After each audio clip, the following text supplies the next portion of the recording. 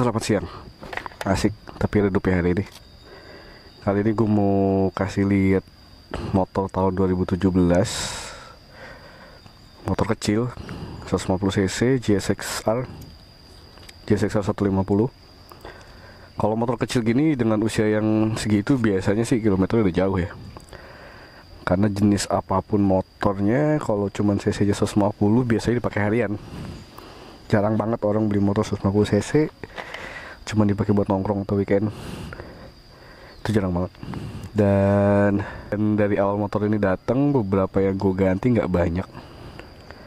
Yang pertama sih gue nyopotin semua stikernya. Jadi sekarang black doang. Cuman sisa tulisan Suzuki di sini sama tulisan Suzuki di bawah. Terus yang gue ganti berikutnya adalah joknya. Joknya ini kan tadinya keras ya. Kayak ini aja boncengannya keras banget dan kulitnya rada licin. Ini kalau nggak diganti, biji kita lumayan berasa kan, nggak enak kan. Matang bijinya. Ini gue ganti yang lebih empuk busanya, sama kulitnya gue ganti MB Tech. Biayanya nggak gede. Kemarin gue habis 220.000. Terus gue ganti ban depan.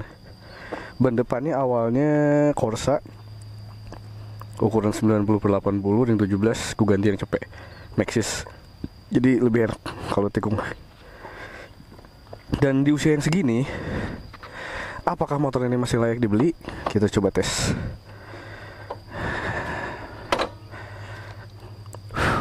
Dia udah keyless ya. Ya ini pasti udah pada tahu lah.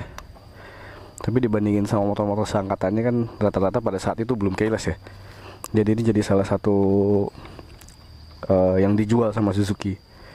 Sama bodinya yang ramping, tapi kalau dari samping kelihatannya rada lebih agresif dibandingin kompetitornya. Dan yang jelas posisi duduknya agak lebih pegel karena ini rendah banget nih. Orang bilang sih namanya underyoke atau apa, yang jelas ini lebih rendah dibandingin beberapa kompetitornya. Dan sekarang lah kita tes jalan. Oh ya, kilometernya ini 37.000. Saat gue beli sih 36.000. Karena ini gue pakai harian juga, jadi ya bertambah lumayan lah. 2 minggu hampir 1.000 kilo.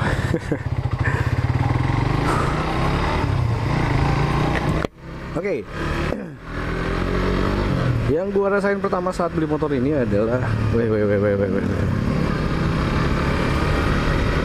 gue adaptasi banget sama posisinya yang nunduk. Karena terakhir kali gue pakai motor nunduk itu kan udah lama banget ya. Dan selama 6 tahun terakhir, 5-6 tahun terakhir kurang lebih mobilitas gue cuman pakai mobil. Jadi begitu gue masuk lagi ke motor nunduk ini, itu tangan gue pegel parah banget. Cuman itu di luar ini lah ya, di luar spesifikasi motor ya. Cuman yang gue rasain dari motor ini tuh surprise banget men. Ini motor nafasnya panjang.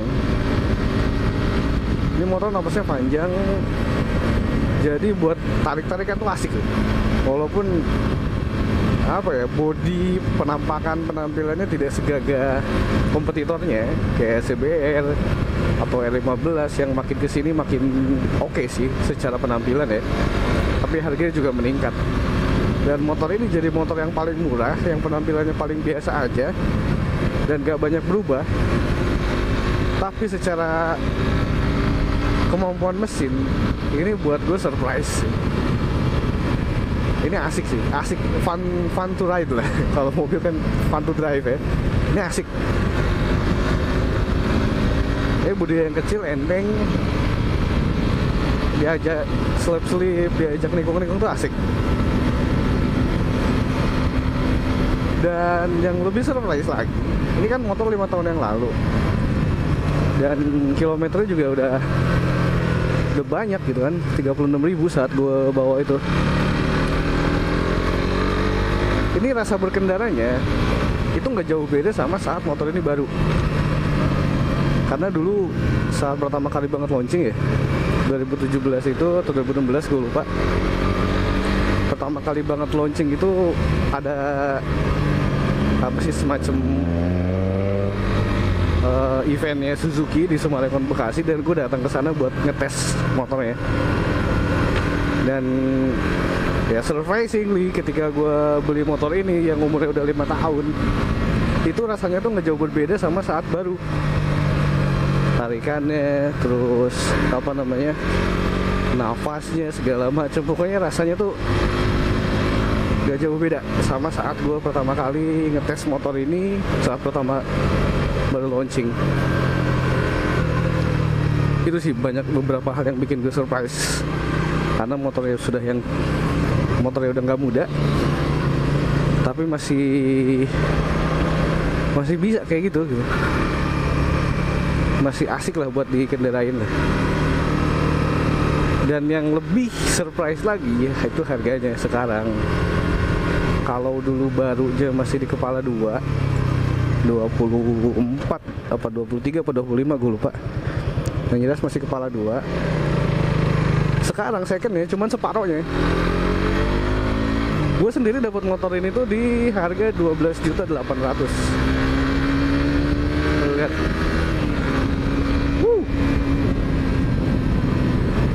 Yoi. Itu masih ada nafasnya, belum habis.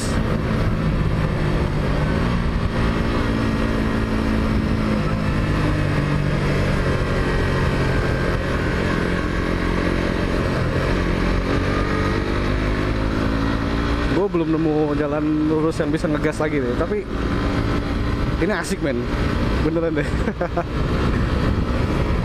Untuk motor ukuran 150 cc ya, ini oke sih. Cuman jangan tanya motor ini enak apa enggak buat harian, karena setiap orang pasti beda-beda ya. Toleransi badannya terhadap rasa nunduk ini, sepegel ini, karena nunduk itu kan beda-beda. Yang udah biasa pakai motor sport begini ya mungkin biasa aja, tapi yang belum biasa mungkin akan berasa pegel banget, dan pada akhirnya bilang ngapain beli motor sport buat harian, orang pegel gitu kan. Yang salah bukan motornya sih, yang salah kita. Motor sport itu kan karakternya kayak gitu, dipakai harian ya konsekuensinya kita harus mau beradaptasi dengan rasa pegel ya gitu. Jadi motor 150 cc sport fairing harganya 12 jutaan. Gimana menurut lo? Asiknya tuh. Harganya sih yang gokil sih. Gue tuh awalnya nyari motor ini tuh nggak sengaja lah. Semenjak harga bahan bakar naik lumayan, itu kan beberapa bulan operasional gue meningkat tajam juga. Gue pakai BMW M46 itu buat harian itu bisa habis hampir 1 juta dalam seminggu kan. Akhirnya gue nyari motor buat gantinya kendaraan gue hari-hari. Dan saat gue cek OLX, gue nemu harga motor ini di awalnya 13 jutaan deh. Cuman saat gue temuin ownernya, nego, ketemu di 12.800 untuk ukuran motor kayak gini ya. Buat gue affordable banget sih dengan kondisi yang seperti ini gitu. Jadi gue sekarang udah sekitar 2 mingguan motoran terus setiap hari.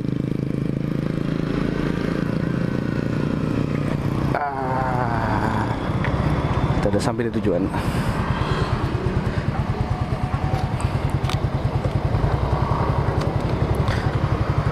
Oke, jadi intinya gitu sih. Motor ini untuk harga 12 jutaan dan dengan kondisi yang oke, masih asik buat diajak harian, diajak meliuk-liuk itu asik banget. Dan buat kalian yang lagi nyari motor, mungkin buat sekolah, buat kuliah, buat kerja, ya ini jadi salah satu motor yang menurut gua worth to buy sih gitu. Jadi sekian dari gua, mohon maaf kalau ada kurang-kurang kata atau kata-kata yang kurang berkenan. Thank you for watching and bye bye.